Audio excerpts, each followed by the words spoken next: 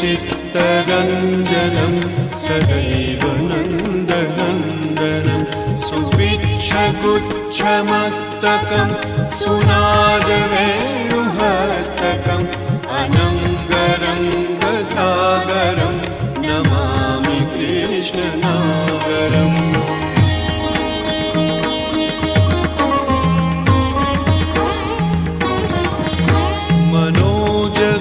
मनोजगर्वमोचनं विशाललोललोचनं विधूतगोपशोचनं नमामि पद्मलोचनम्। करारविन्दभूधरं स्मितावलोकसुन्दरं महेन्द्रमानदारणं नमामि कृष्णवारणम्।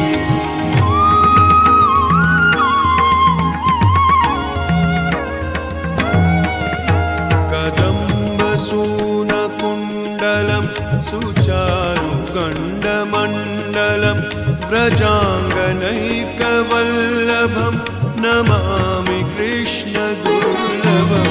यशोदया समुदया सगोपया सनन्दया युतं सुखैकदायकं नमामि गोपनायकम्।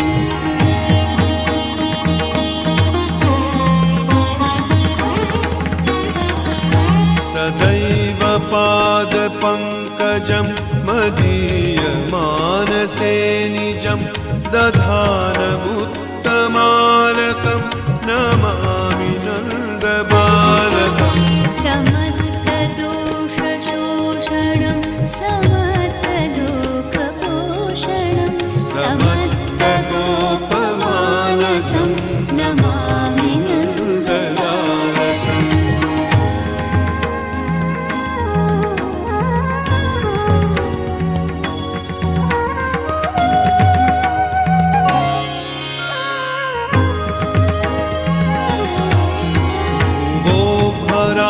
भरावतारकं भवाभिकर्णधारकं यशोमतीकिशोरकं नमामि चित्तचोरकम्। त्रिगण्टकान्तभङ्गिनं सदा सदा रसङ्गिनं दिने दिने नवं नवं नमामि नन्दसम्भवम्।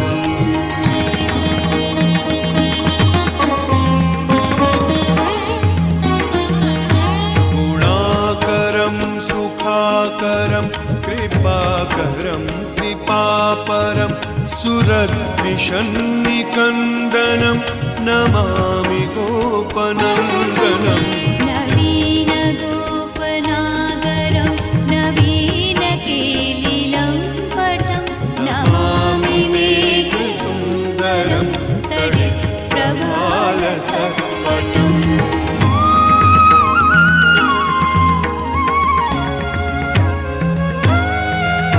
समस्तगोपनन्दनं हृदम्बुजैकमोदनं नमामि कुञ्जमध्यगं प्रसन्नभानुशोभनम्। निकामकामदायकं त्रिगणतटाकं चारुसायकं प्रसादवेणुगायकं नमामि कुञ्जनायकम्